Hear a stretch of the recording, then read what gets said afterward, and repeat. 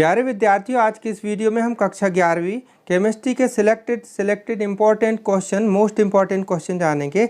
ये प्रश्न इस वर्ष की परीक्षा के लिए बहुत ज़्यादा इंपॉर्टेंट है, न्यू ब्लूप्रिंट के अनुसार है। प्यारे विद्यार्थियों, केमिस्ट्री के ऑलरेडी हम इंपॉर्टेंट क्वेश्चन की वीडियो दे चुके थे, लेकिन आपके बहुत सारे कमेंट आ रहे थे कि सर प्लीज़ आप वीडियो बना करके दीजिए। उसमें प्रश्नों की संख्या कुछ ज़्यादा थी एक्चुअली, क्योंकि वो सभी राज्यों की परीक्षा के हिसाब से हमने बनाए थे। तो यदि आप उन वीडियो का सहारा लिए हैं तो कोई बात नहीं है, लेकिन आपको उसमें भी कुछ ज़्यादा क्वेश्चन लग रहे हैं तो इसमें हम और सिलेक्टेड क्वेश्चन बता रहे हैं।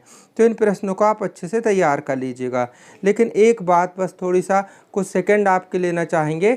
देखिए, आप कक्षा 11वीं से 12वीं में जाने वाले हैं, तो मैं एक बात बता दूं कि कक्षा 12वीं में प्रश्न बैंक का परीक्षा बोध अध्ययन वगैरह जो होते हैं, इसमें से पूरा पेपर कवर नहीं होता है। आपको यदि अच्छा स्कोर करना हो तो आपको बुक से पढ़ना होगा और स्वयं की नोट्स बनाइए, नोट्स से तैयार करिए, अपनी पढ़ाई अच्छे से नियमित पढ़ाई कीजिए, तभी आप अच्छे से पढ़ पाएंगे। आगे प्रतियोगी परीक्षाओं का ज़माना है, अच्छा पढ़ेंगे अच्छा बनेंगे। तो प्यारे विद्यार्थी, पढ़ाई की आदत बदलिए। तो चलिए शुरू करते हैं। सबसे पहले अध्याय 1 रसायन विज्ञान की मूलभूत अवधारणाएं। तो देखिए, जिसमें पिंक कलर से हमने टिक लगाए हैं ऐसे करके, वो वाले क्वेश्चन बहुत ज़्यादा इंपॉर्टेंट है। यहाँ पर देखिए, वस्तुनिष्ठ में पहला टिक कर लीजिएगा, है ना। 7 ग्राम नाइट्रोजन का एनटीपी पर आयतन होगा। फिर दूसरा टिक कर लीजिएगा, एसटीपी पर 22.4 लीटर CO2 का द्रव्यमान होगा। एक एक प्रश्न पढ़ूंगा तो बहुत लंबा हो जाएगा। तो अब दूसरा के बाद यहाँ पर देखिएगा, यहाँ पर ये 5वां टिक कर लीजिएगा, आपके पास प्रश्न बैंक है। फिर यहाँ पर देखिएगा 16वां क्वेश्चन और ये 19वां क्वेश्चन, ठीक है ना, ऑब्जेक्टिव टाइप में। और इनके उत्तर इसमें टिक लगे हुए हैं, फिर भी आप मिला लीजिएगा क्योंकि कई जगह प्रिंटिंग मिस्टेक होती है, ठीक है ना। सही उत्तर इनके बाकी यहाँ भी लिखे हुए हैं, ठीक है ना, ये ठीक है। अब आगे देखते हैं। रिक्त स्थान की पूर्ति कीजिए में आप टिक कर लीजिएगा, पहला, 5वां और इसके बाद 6वां, 8वां और 9वां, ठीक है ना। ये तैयार कर लेना है एक शब्द एक वाक्य में। तो एक शब्द एक वाक्य में आपको देख लेना है यहाँ पर दूसरा, तीसरा और 6वां, ठीक है। फिर यहाँ पर देखिएगा अति लघुत्तरी क्वेश्चनों में, तो अति लघुत्तरी क्वेश्चन में यहाँ पर ये पहला क्वेश्चन सीमांत अभिकर्मक, ये 2 अंक के हिसाब से इम्पोर्टेंट है, ठीक है। अब यहाँ पर देखिएगा ये 8वां प्रश्न है ना, किस प्रकार सिद्ध करेंगे हवा एक मिश्रण है। फिर यहाँ पर देखिए मोल और एवोगैड्रो संख्या से आप क्या समझते हैं। और 13वां क्वेश्चन स्टॉक विलयन क्या है। ये सिलेक्टेड क्वेश्चन है, बाकी तो चिन्हित लगे हुए हैं, चिन्हित किए गए, वो इम्पोर्टेंट ऑलरेडी थे, पर ज़्यादा इंपॉर्टेंट ये। अब अध्याय 2 में देखिए परमाणु संरचना में, तो यहाँ पर देखिएगा पहला ऑब्जेक्टिव है ना, 3P कक्षक में कितने त्रिज्या नोड होते हैं, फिर 4D कक्षक में कितने कोणीय नोड होते हैं, ठीक है। इसको तैयार कर लेना है। और फिर आप ये चौथा भी देख सकते हैं, चौथा, तीसरी कक्षा से संबंधित कक्षकों की कुल संख्या कितनी है, ठीक है। यहाँ पर इतना ही। अब यहाँ पर देखिएगा, यहाँ पर 8वां क्वेश्चन चुंबकीय क्वांटम संख्या किससे संबंधित है। फिर इसके बाद 10वां के बाद यहाँ पर देखिएगा 13वां समस्थानिकों की संख्या वाला। फिर इस साइड पर देखते हैं अपन रिक्त स्थान की पूर्ति करने में पहला, फिर इसके बाद तीसरा के बाद ये 7वां के बाद फिर यहाँ पर एक शब्द एक वाक्य में देखना है। तो यहाँ पर देखिएगा दूसरा और तीसरा। फिर यहाँ पर देखिएगा सही जोड़ी इसकी पूरी तैयार कर लीजिएगा, क्योंकि यहाँ से ऑब्जेक्टिव ही बन जाते हैं। फिर 2 अंक के हिसाब से यहाँ पर ये न्यूमेरिकल क्वेश्चन है, इसको तैयार कर लेना है। अब यहाँ पर देखिए 6वां क्वेश्चन में यहाँ लिखा पाउली के अपवर्जन सिद्धांत में अपवर्जन शब्द का प्रयोग क्यों करते हैं। इसमें थोड़ी सा और जोड़ लीजिएगा कि पाउली के अपवर्जन नियम लिखिए और इसमें अपवर्जन शब्द का उपयोग क्यों करते हैं। तो इसको तैयार कर लेना है। ये इसका है उत्तर यहाँ पर, और शेष भाग यहाँ पर इसका यहाँ पर है, ठीक है। ये शेष भाग ये है। फिर इसके बाद 7वां देख लेना, हुंड का अधिकतम बहुलता का नियम। और फिर यहाँ देखिए पाउली का अपवर्जन नियम यहाँ दिया हुआ है, ये ऑलरेडी दिया हुआ है। पाउली का अपवर्जन नियम ये है, तो इसको आपको तैयार कर लेना है, ठीक है। इतना ये यहाँ पर इसका महत्व भी देख लीजिएगा, ये हो गया। फिर यहाँ पर देखिएगा प्रकाश की द्वैत प्रकृति क्या है संबंधित डी ब्रॉगली समीकरण, ये वाला क्वेश्चन, ठीक है। ये पूरा इतना हुआ। फिर इसके बाद प्रकाश विद्युत प्रभाव क्या है, इसको भी देख लेना है आपको। प्रकाश विद्युत प्रभाव छोटा क्वेश्चन आ सकता है। फिर इसके बाद है हाइजेनबर्ग का अनिश्चितता सिद्धांत। आप कहेंगे बहुत सारे क्वेश्चन हैं, अब ये सिलेक्टेड है, बताइए। अगर ये कहीं नहीं बताऊंगा तो किसी सेट में ये आ सकते हैं। और यहाँ पर अफवाह का नियम भी आपको तैयार कर लेना है। अफवाह का नियम ये पूरा है ना, यहाँ से इतना पूरा है अफवाह का नियम, है ना। तो इसको आपको लिख लेना है। और इसके बाद है फिर यहाँ पर N+L का नियम। अब इसमें बहुत सारे क्वेश्चन है ही, इतने बन रहे हैं तो क्या करूँ, इतना बताना ही पड़ेगा, ठीक है ना। अब इस अध्याय का सबसे ज़्यादा इम्पोर्टेंट क्वेश्चन जो 5 अंक के हिसाब से आएगा, यह है क्वांटम संख्या किसे कहते हैं, क्वांटम संख्या का पूरा वर्णन करना। तो इसको चारों क्वांटम संख्या लिखना है और इसको आपको पूरी, जैसे मुख्य क्वांटम संख्या, दिगंशी क्वांटम संख्या है ना, फिर यहाँ पर चुंबकीय क्वांटम संख्या, चक्रण क्वांटम संख्या, ये पूरी आपको यहाँ तक पूरा इसका आंसर लिखना है। और एक और क्वेश्चन यहाँ पर बनता है, वो है बोहर का परमाणु मॉडल। बोहर का परमाणु मॉडल, ये वाला क्वेश्चन, ठीक है। तो इसको तैयार कर लेना। बोहर का परमाणु मॉडल को विस्तार से समझाइए। 5 अंक के हिसाब से, 4-5 अंक के हिसाब से जो बड़ा क्वेश्चन होता है वो आ सकता है इसमें से, ठीक है। तो इसका आंसर हमने ये पूरा बता दिया, इसको आप देख करके समझ करके और लिख सकते हैं। और इसका कुछ शेष भाग यहाँ भी है, ठीक है। तो ये देखिएगा, ये शेष भाग कुछ यहाँ पर भी है, तो यहाँ से भी मिला लीजिएगा।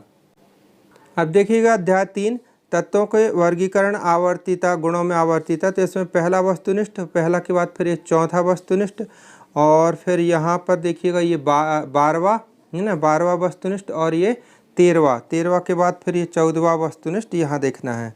फिर ठीक है, इसके बाद रिक्त स्थान की पूर्ति कीजिए। रिक्त स्थान की पूर्ति करने में आपको यहाँ पर ये दूसरा क्वेश्चन तैयार करना है, और रिक्त स्थान में ही इसका 5वां क्वेश्चन, और ये 12वां क्वेश्चन और 13वां क्वेश्चन, ठीक है। फिर इसके बाद एक शब्द एक वाक्य में, तो एक शब्द एक वाक्य में आपको देख लेना है। वैसे इसमें ज़्यादा है, दूसरा, तीसरा और चौथा, दूसरा, तीसरा, चौथा और 8वां, 9वां, इनको तैयार कर लेना है। सही जोड़ी में देखना चाहें तो ये वाली सही जोड़ी आप देख सकते हैं, यहाँ से ऑब्जेक्टिव भी उठा करके बनाया जा सकते हैं, ठीक है, ये वाली सही जोड़ी। इसके बाद देखिएगा ये मतलब 2 नंबर के हिसाब से प्रश्न है, तो यहाँ पर दे सकते हैं, मतलब इसके अंतर कम कर देंगे तो 2 नंबर में आ जाएगा। इलेक्ट्रॉन बंधुता और ऋण विद्युता में अंतर लिखिए, ये वाला क्वेश्चन, ठीक है। इसके बाद देखना है यहाँ पर ये परिरक्षण प्रभाव, परिरक्षण प्रभाव किसे कहते हैं, इसको तैयार कर लेना है, ठीक है, 14वां क्वेश्चन। फिर यहाँ पर 16वां क्वेश्चन देख लेना है, 16वां क्वेश्चन है ना। फिर इसके बाद यहाँ पर ये 19वां क्वेश्चन तैयार कर लीजिएगा। पुरानी आवर्त सारणी या दीर्घ आवर्त सारणी में कौन सी श्रेष्ठ और क्यों, ये वाला, ठीक है, बहुत बार आ चुका है। इस साइड पर ये देखिएगा डी ब्लॉक के तत्वों के लक्षण, डी ब्लॉक के तत्वों के लक्षण। फिर 26वां क्वेश्चन संक्रमण तत्व किसे कहते हैं, ये इनके सामान्य लक्षण। और फिर यहाँ पर ये बड़े क्वेश्चन में से देख लीजिएगा, ये कौन सा है, निम्नलिखित को समझाइए, आयनन विभव, इलेक्ट्रॉन बंधुता। अब इस वाले क्वेश्चन को यहाँ पर 2 नंबर में भी बना करके दिया जा सकता है और बड़े क्वेश्चनों में भी दिया जा सकता है, ठीक है। अब देखिए अध्याय 4 है ना, रासायनिक आबंध और आणविक संरचना। इसमें देखिएगा पहला ऑब्जेक्टिव में, पहला के बाद फिर यहाँ पर देखिएगा 5वां, और 5वां के बाद 6वां, 6वां के बाद फिर ये देख लीजिएगा 8वां। तो ये हो गया यहाँ पर, और इस साइड पर एक और है, ये 9वां क्वेश्चन भी देख लेना है, 9वां। और फिर इसके बाद यहाँ पर देखिएगा ये रिक्त स्थान की पूर्ति कीजिए में, तो यहाँ पर देखना है आपको दूसरा, 5वां, 8वां और 11वां, ठीक है। फिर एक शब्द एक वाक्य में आपको तैयार कर लेना है, एक शब्द एक वाक्य में। यहाँ देखिएगा पहला और दूसरा, पहला दूसरा, और यहाँ चौथा और 5वां ये है। फिर यहाँ पर देखना है, इसमें 2 अंक के हिसाब से ये वाला प्रश्न तैयार कर लीजिएगा, ये पहला ही तैयार कर लें, तीसरा क्वेश्चन मतलब ये वाला है ना। इसके बाद प्रश्न बैंक में आपको देख लेना है ये वाला क्वेश्चन, चौथा तैयार कर लीजिएगा। और चौथा के बाद फिर इसमें 6वां क्वेश्चन देख लेना आपको, 6वां क्वेश्चन सिग्मा और पाई बंधों की संख्या बताना है इसमें। और फिर इस साइड पे देखना है आपको ये वाला क्वेश्चन, कौन सा, ये है ना, 13वां क्वेश्चन, ठीक है, इसको तैयार कर लेना है, यहाँ इतना ही। अब यहाँ पर ये दूसरा क्वेश्चन भी देख सकते हैं, अणुकक्षक सिद्धांत के अभिग्रहित, ये ठीक है। और यहाँ पर ये पूरा नाइट्रोजन का अणु, ऑक्सीजन का अणु, ये पूरा समझाने के लिए, ठीक है, इतना हो गया। फिर अगला देखते हैं, यहाँ पर ये आयनिक बंध किसे कहते हैं, इसको प्रभावित करने वाले कारक है ना, तो यहाँ से इसको तैयार कर सकते हैं। फिर यहाँ पर अमोनिया NH3 अणु की संरचना, ठीक है, तो ये पूरा है, इसको आपको समझाना है। अब देखते हैं अध्याय 6 रासायनिक ऊष्मागत की। तो यहाँ सही विकल्प में देखिएगा, यहाँ पर तो नहीं दिख रहा है, ये है 6वां क्वेश्चन, देखिएगा 6वां, और 6वां के बाद फिर ये 8वां क्वेश्चन, ठीक है, यहाँ पर इतना। और फिर इस साइड पे देखना है आपको, यहाँ पर ये 12वां क्वेश्चन, ठीक है। इसके बाद फिर रिक्त स्थान की पूर्ति करने में आप ये पूरे पढ़ लीजिएगा, क्योंकि यहाँ से कुछ भी बन सकता है, वस्तुनिष्ठ भी उठा करके बनाए जा सकते हैं। तो रिक्त स्थान की पूर्ति कीजिए, इतने पूरे पढ़ लेना है, ठीक है। रिक्त स्थान में आप यहाँ पर ये भी देख लीजिएगा 10वां 11वां, ठीक है। फिर इसके बाद एक शब्द एक वाक्य में, तो यहाँ से ये 5वां से लेकर के 10वां तक पूरा है ना। एंट्रॉपी क्या है यहाँ से लेकर के, और अवस्था फलन किसे कहते हैं, इतना तैयार कर लेना है। फिर यहाँ देखिए प्यारे विद्यार्थी, ये जो लिखा हुआ हेंस का नियम है ना। अब हेंस का नियम ये दिख तो रहा बड़ा क्वेश्चन, पर इसमें छोटे क्वेश्चन में अगर बना करके दिया तो हेंस का नियम लिखिए, इतना भर दे दिया। बड़ा देने के लिए आया तो इस पूरा उदाहरण से समझाने के लिए आ जाएगा। तो इसको मल्टीपर्पज़ क्वेश्चन है, इसको ज़रूर तैयार कर लीजिएगा, इम्पोर्टेंट है पूरा। ये देखिएगा ये, और बहुत सरल भी है, यहाँ तक है पूरा ये, है ना। ये उदाहरण है, और इसका उदाहरण का कुछ भाग इस साइड भी है ना। ये प्रथम विधि द्वितीय विधि ये पूरा, ठीक है ना। दोनों विधि से ऊष्मा बराबर होती है, ये सिद्ध करना पड़ता है। फिर यहाँ देखिए पाँचवा में क्या है, एंट्रॉपी। एंट्रॉपी क्या है, ये वाला 2 नंबर के हिसाब से। और फिर यहाँ पर ये तैयार करना है, क्योंकि यहाँ से 5 नंबर का भी तो आना है ना। तो यहाँ पर ये देखिएगा, ये अब हेंस का नियम 5 नंबर में भी दिया जा सकता है ना, 2 नंबर में भी दिया जा सकता है। ये देखिएगा ये वाला तैयार कर लेना है ना। डेल एच बराबर del E plus n R T, इसको सिद्ध करने के लिए। अब इसका शेष ये है, यहाँ से उत्तर है इसका पूरा, तो इसको आप देख सकते हैं, यहाँ तक है उत्तर, ठीक है, ये वाला। फिर इसके बाद यहाँ पर 11वां क्वेश्चन देख लेना आपको। 11वां क्वेश्चन ये है, कौन सा, एंट्रॉपी। एंट्रॉपी किसे कहते हैं, क्या है ये पूरा एंट्रॉपी, बड़े क्वेश्चनों में ये पूछा जा सकता है, ठीक है, यहाँ तक है। फिर इसके बाद का सेकेंड भाग इसका यहाँ पर, मतलब शेष भाग ही यहाँ पर है, ये शेष भाग है, ठीक है, यहाँ से यहाँ तक, ठीक है। और ये इसके बाद तो इस पेज में इतना ही, आगे देखते हैं। प्यारे विद्यार्थी, ये बहुत ज़्यादा इम्पोर्टेंट है, गिब्स मुक्त ऊर्जा या गिब्स हेल्महोल्ट्ज़ समीकरण का व्युत्पन्न करना, ये ठीक है। तो यहाँ से है, इसके बाद ये, और इसका शेष भाग कहाँ पर है, यहाँ पर है, देखिएगा ये इंपॉर्टेंट क्वेश्चन है पूरा, अच्छे से तैयार करना है आपको। इसका शेष भाग यहाँ से है पूरा, ठीक है, कहाँ तक गया है, यहाँ तक है ना। इस समीकरण को गिब्स हेल्महोल्ट्ज़ समीकरण कहते हैं ये, ठीक है। तो इसको आपको तैयार कर लेना है, इम्पोर्टेंट है। अब यहाँ पर देख सकते हैं ये वाला क्वेश्चन, थोड़ी सा इसमें बंध ऊर्जा और बंधन ऊर्जा में क्या अंतर है, क्योंकि इसको 2 नंबर में भी बनाया जा सकता है और बढ़ा करके मतलब ज़्यादा नंबर में भी दिया जा सकता है। पर सबसे ज़्यादा इम्पोर्टेंट गिब्स हेल्महोल्ट्ज़ समीकरण था इसमें, और हेंस का नियम, ये जो क्वेश्चन ज़्यादा इम्पोर्टेंट है। अब देखते हैं अध्याय 7। अध्याय 7 में देखिएगा पहला और पाँचवा, ये दोनों इम्पोर्टेंट है, इसको देखना है। फिर अब यहाँ पर देखना है आपको 17वां क्वेश्चन तैयार कर लीजिएगा, और सही विकल्प में मतलब ये भी ऑब्जेक्टिव में 12वां क्वेश्चन, ठीक है, 12वां क्वेश्चन और 13वां क्वेश्चन है ना, लुईस आमल और पीएच स्केल, ठीक है। फिर इसके बाद एक शब्द एक वाक्य में, तो एक शब्द एक वाक्य में इसका आपको ये 5वां क्वेश्चन हेनरी का नियम, इसको देखना है। फिर आगे इस साइड पे देखते हैं, तो यहाँ पर है ये वाले क्वेश्चन, मतलब 5वां, ठीक है, 5वां कौन सा है, ये न्यूमेरिकल है, इसको देखना है। फिर ये 6वां संयुग्मी अम्ल और संयुग्मी क्षार किसे कहते हैं, तो इसको पूरा तैयार कर लेना है, ठीक है। उदाहरण सहित, तो उदाहरण यहाँ तक है, ठीक है ना, ये इसको तैयार कर लेना, संयुग्मी अम्ल और संयुग्मी क्षार। इसके बाद फिर यहाँ पर ओस्टवाल्ड का तन्यता नियम है ना, ये 2 नंबर के हिसाब से, ठीक है, ये हो गया। और फिर यहाँ पर सम आयनन प्रभाव, ये वाला क्वेश्चन, सम आयनन प्रभाव क्या है, इसको समझाइए। तो इसका शेष हमने यहाँ पर लिख दिया है, तो ये वाला क्वेश्चन। फिर आगे देखते हैं, यहाँ देखिएगा विलेयता गुणनफल, इम्पॉर्टेंट क्वेश्चन है, और सबसे ज़्यादा इम्पॉर्टेंट तो इसमें यह है केपी और केसी में संबंध स्थापित कीजिए, बहुत ज़्यादा इम्पॉर्टेंट सिलेक्टेड क्वेश्चन है, इसको देख लीजिएगा, इम्पॉर्टेंट है पूरा, यहाँ तक हुआ, ठीक है। और इसका शेष भाग यहाँ पर है, शेष भाग ये है, यहाँ से देखिएगा ये, और यहाँ तक है केपी और केसी में संबंध, ये हो गया है ना। और यहाँ पर ये द्रव्यानुपाती क्रिया का नियम भी देख सकते हैं, द्रव्यानुपाती क्रिया का नियम, ये वाला क्वेश्चन, यानी कौन सा, ये आपका हो जाएगा 17वां क्वेश्चन है ना, 18वां क्वेश्चन है ना, 18वां क्वेश्चन ये वाला, द्रव्यानुपाती क्रिया का नियम। और इसका शेष भाग यहाँ पर है, द्रव्यानुपाती क्रिया का नियम, ये ठीक है, ये पूरा है इतना, ठीक है। केसी का मान निकालना यहाँ तक, ठीक है, यहाँ तक है, केसी का मान निकालना यहाँ तक, ठीक है।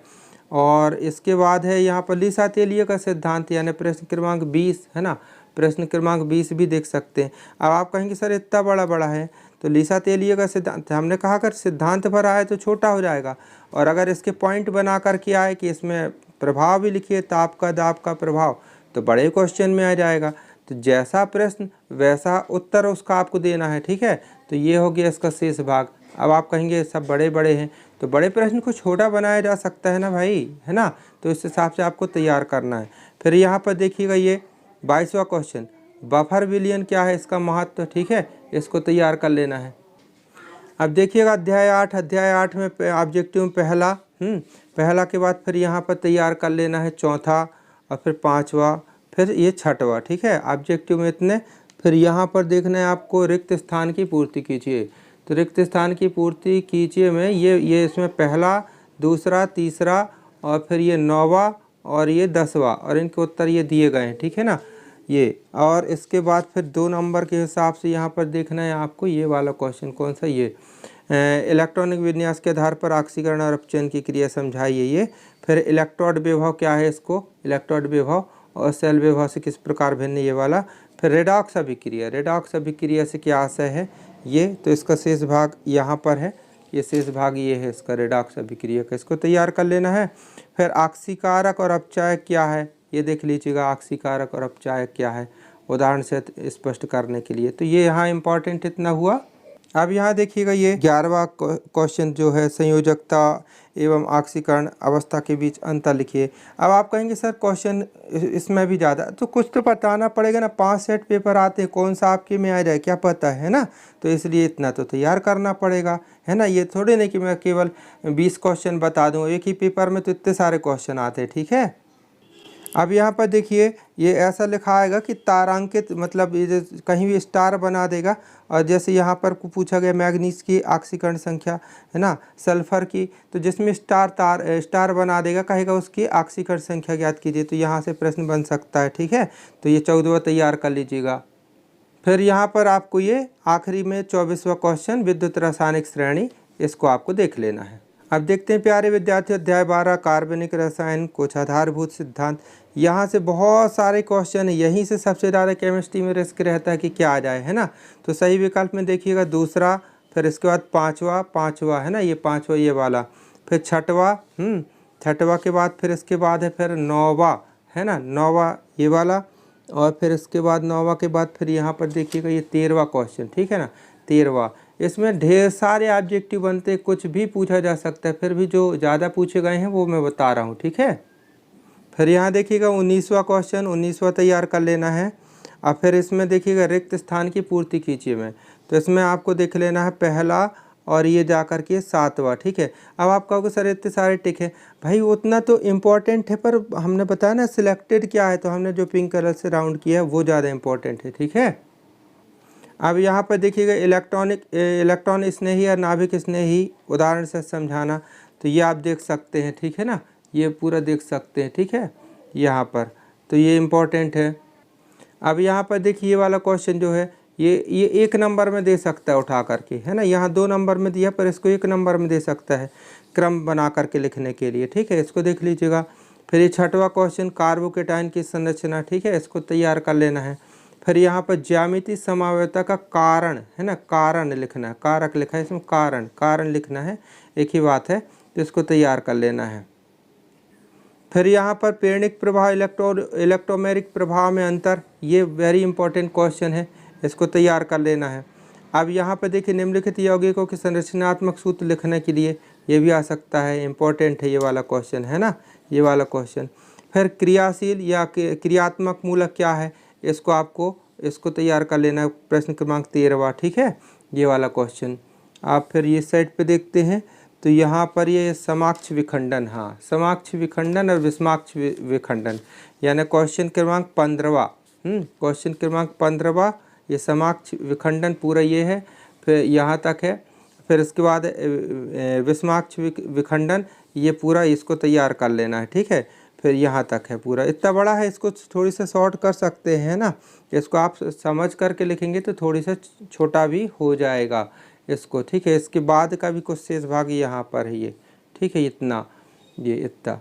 अब यहाँ पर देखिए मुक्त मूलक किसे कहते हैं, मुक्त मूलक, है ना, शॉर्ट देखिए मुक्त मूलक किसे कहते हैं, बस इतना पूछा तो उतना ही लिख दीजिएगा, और आगे पूछेगा तो आगे लिखना है, जैसा पूछा जाए वैसा आपको उत्तर देना है, ठीक है। तो ये हो गया इसका मुक्त मूलक, इसको तैयार कर लीजिएगा, इसकी संरचना वगैरह भी देख लेना, ठीक है ना। अब देखिएगा इसमें दीर्घोत्तरी में निम्नलिखित को समझाइए। प्रेरणिक प्रभाव है ना, प्रेरणिक प्रभाव मतलब ये पहला क्वेश्चन दीर्घोत्तरी में। प्रेरणिक प्रभाव, इलेक्ट्रोमेरिक प्रभाव, इलेक्ट्रोमेरिक प्रभाव। अब आपने अंतर पढ़ा तो इसको बता सकते हैं, है ना, इलेक्ट्रोमेरिक प्रभाव ये। और फिर ये अनुनाद है ना, अनुनाद प्रभाव। थोड़ी थोड़ी क्या है कि न्यू पैटर्न ऐसा कहता है कि किसी भी प्रश्न को टोटल मत छोड़िए, थोड़ी थोड़ी पढ़ लें। हो सकता है दो दो नंबर के प्रश्न मिलाकर के 4 नंबर बना दिए जाए, या 4 नंबर के प्रश्न को तोड़ तोड़ करके 2 नंबर बना दिए जाए।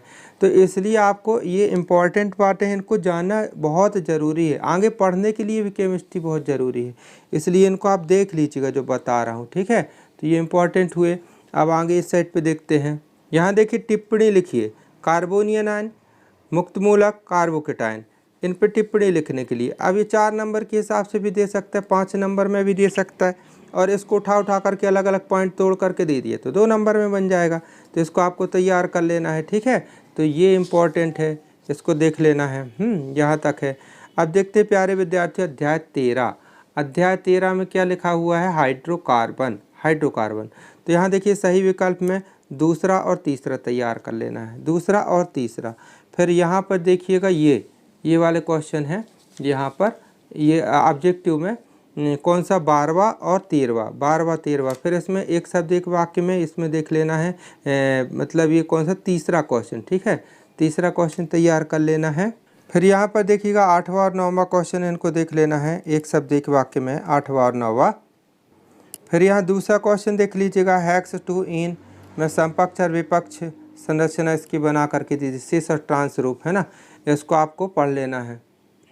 चूँकि ऑर्गेनिक केमिस्ट्री है और अभिक्रिया ना आए ऐसा हो ही नहीं सकता, तो इसमें से ये वाला क्वेश्चन ज़्यादा इंपॉर्टेंट है कि बेंजीन को निम्नलिखित में कैसे परिवर्तित करोगे। तो ये मतलब ये वाला क्वेश्चन है ना, नाइट्रोबेंजीन, टॉलुइन, एस्टोफिनॉन, इसको तैयार कर लेना है, ये वाला क्वेश्चन है ना। तो ये इंपॉर्टेंट है। इसकी अभिक्रिया किताब से तैयार करना है आपको, है ना, यहाँ मिस्टेक हो सकता है, ठीक है। तो इसको देखिएगा, इसका शेष यहाँ पर भी है, ठीक है। ये तो इसको आपको बुक से तैयार करना है, ठीक है। इसके बाद फिर यहाँ पर देखिए 10वां क्वेश्चन। आप निम्नलिखित यौगिकों को बेंजीन में से कैसे परिवर्तित करोगे? एथाइन, सोडियम बेंजोएट और फिनॉल, है ना। तो इसकी रिएक्शन ये दिए गई हैं, पर रिएक्शन आपको बुक से देख लेना है, ठीक है। शेष रिएक्शन ये है, इसको देखना है। फिर इसके बाद प्यारे विद्यार्थी 12वां क्वेश्चन देख लेना। 12वां क्वेश्चन क्या है? 12वां क्वेश्चन हकल्स का नियम, ठीक है। ये हो गया। तो इसको हकल्स का नियम यहाँ तक है, और फिर इसका यहाँ पर शेष भाग ये भी दिया गया है यहाँ तक, ठीक है। इसको तैयार कर लेना है। और अध्याय 14 तो इस वर्ष पाठ्यक्रम से हटा दिया गया, ठीक है। तो प्यारे विद्यार्थी इस प्रकार हमने आपको सिलेक्टेड क्वेश्चन बता दिए हैं। अब इतना तो आप पढ़ सकते हैं प्यारे विद्यार्थियों, क्योंकि 5 सेट पेपर आ रहे हैं। अब 5 सेट में आपकी यहाँ कौन सा आ जाए क्या पता, तो इतनी तो तैयारी करके जाना चाहिए। और आदत बदलिए प्लीज़, अगर आगे आपको सक्सेस होना है तो बुक से नियमित पढ़िए, नियमित पढ़िए। ये नहीं है समय जमाना, ऐसा नहीं है। अब आप बड़े हो गए हैं, छोटे ना बने रहिए। 10वीं तक में होता क्या था कि अगर आप साल भर भी मस्ती कर रहे हैं, आखिरी के 2 महीना अच्छी खींच करके पढ़ाई कर दी तो आपका डिवीज़न बन जाता था, क्योंकि कोर्स छोटा होता था।